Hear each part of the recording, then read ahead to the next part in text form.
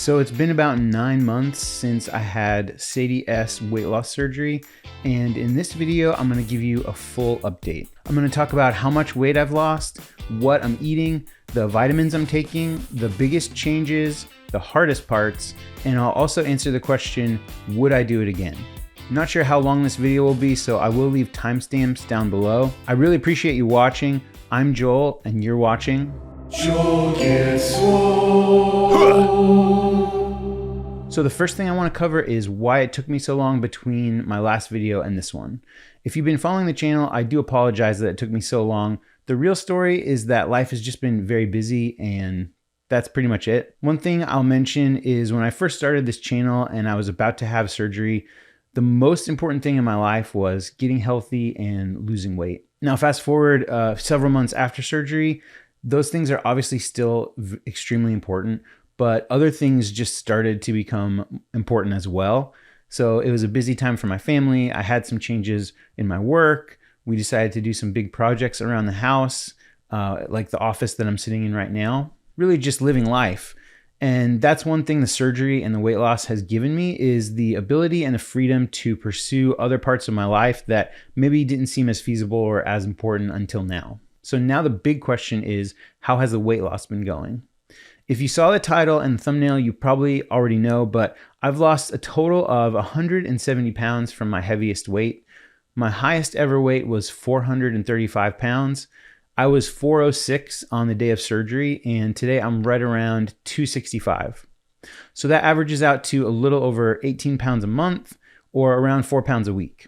The majority of that weight was lost probably in the first 4 to 6 months, and the weight loss has slowed over the past few months, but it's still moving at a pretty decent rate. I want to say a few things about the weight loss. It's definitely not linear. The first few months, it was very fast, and then it kind of morphed into periods of weight loss and then periods of plateau. And gradually the plateaus would get longer and the weight loss would get a little shorter. I am still losing today, and I still have about 40 pounds to go till I hit my goal weight of 225. So now let's talk about what eating looks like post-surgery. At this point, I can pretty much eat anything. I don't have any actual restrictions from the perspective of my post-surgery diet. I'm still choosing to avoid things like bread and high sugar or very high fat foods. I'm focusing on protein, and I would say things like meat, dairy, rice, some veggies, and fruit. They make up the majority of my diet at this point. I haven't really been tracking my food, but I do think here in the next month or two, I'm planning to start tracking just so I make sure I'm getting enough protein and I'm watching my overall calories. In terms of quantity, I still can't consume the same amount of food that I used to. I would say I can eat maybe 60-65% of the amount of food that I used to in one sitting. One thing that is different, I've become much more of a snacker post-surgery.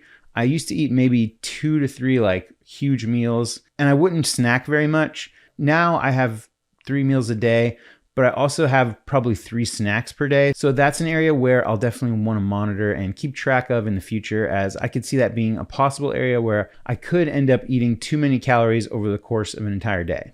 Let's talk about some of the biggest changes. There's so many changes, but I will touch on a few. Number one would definitely just be overall energy levels.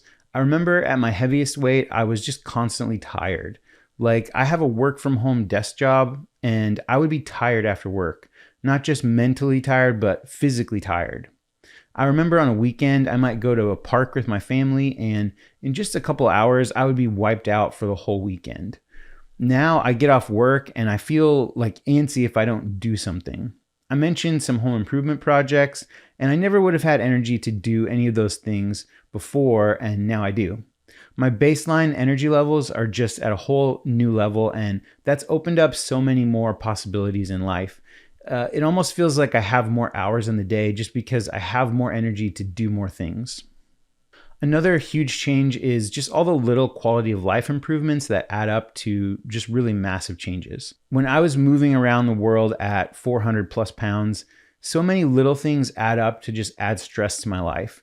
Things like worrying about the structural integrity of chairs, being able to go to a restaurant and fitting in the booth, getting out of breath, putting my socks on, not being able to just go to the store and find clothes that fit. All of these things that an average person probably doesn't think about, they're big deals when I was as heavy as I was.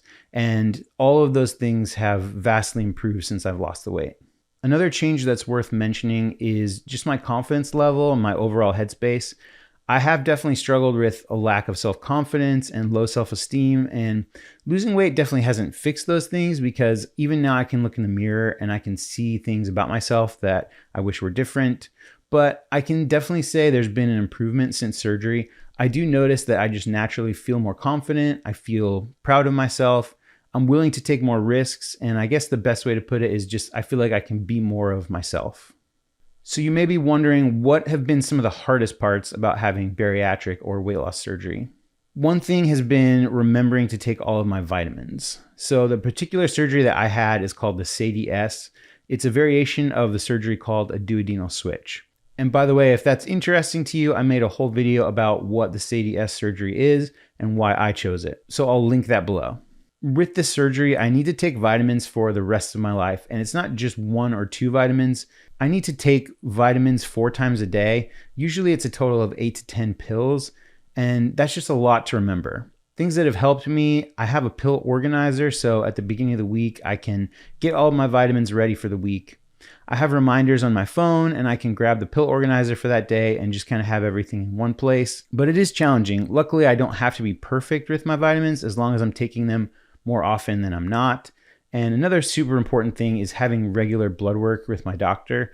So as part of my ongoing post-surgery care, I have regular blood work, and I've had to adjust how much different vitamins I take, like vitamin D or calcium, depending on how my blood work looks. So if you're considering of having any kind of bariatric surgery, just make sure you talk with a doctor and get a plan for the post-surgery care. Another hard part I would say was definitely the early days after surgery. That really was the worst part for me. I had horrible gas pains right after surgery, and it took a good 2 weeks for me to even just feel recovered from the surgery part. And then it was just massive changes getting used to the new way of eating. There were definitely times after I first had surgery where I felt like I was going to puke after having just half a protein shake. And I had this fear, what did I do to myself? This is a real thing, and it's really hard. And all I can say is I just got through it. It takes time. Every day, little by little, my body started getting used to the new normal. And now I can say I really have acclimated to a new normal, and I have for several months now. It is just a journey. Another hard part of the surgery, this is another thing specifically related to the type of surgery that I had, and that's gastrointestinal in nature. So here's a little TMI disclaimer. If you don't want to hear about, let's say, bathroom related details, feel free to skip ahead. There's going to be timestamps down underneath. So if you're sticking around, I'll assume that maybe you're considering having surgery and you do want to hear some of the TMI details. So when I was researching my weight loss surgery, I kept coming across people saying that their number 2s had changed for the worse. And after surgery, I can confirm that is a real thing. It is no joke. It smells so bad. And I know no one's poop smells good, but this is just a whole other level. And it's the same for farts. Just a different category of smell. It's also very dependent on the type of foods that I eat. So if I'm eating really clean, it's not too bad, relatively speaking.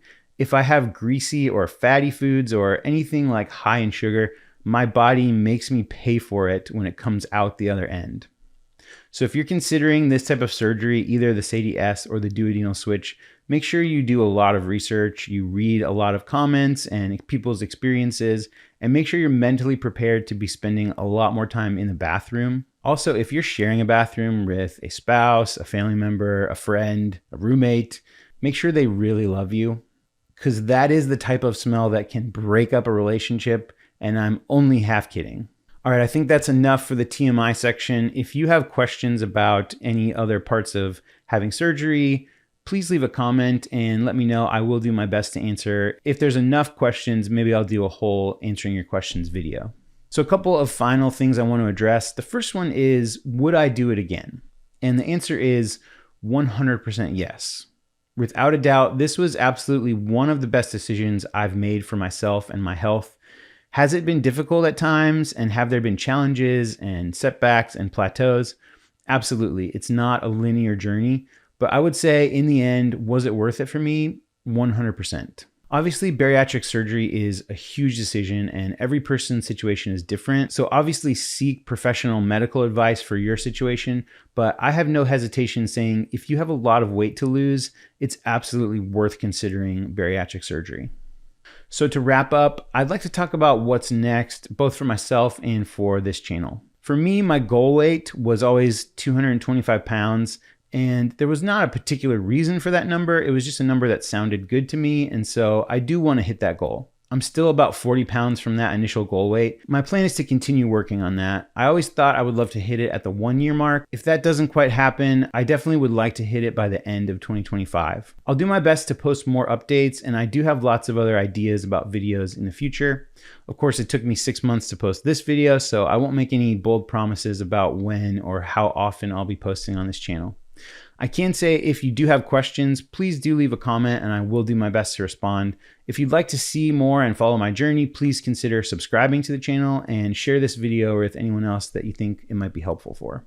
I also am still planning on releasing the Keeping It Off podcast in the future. I've actually already recorded several episodes of it and I will be doing my best to release them in the coming weeks.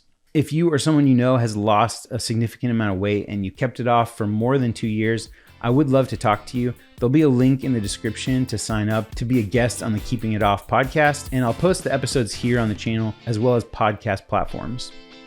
Thank you so much for watching, and I will see you in the next video.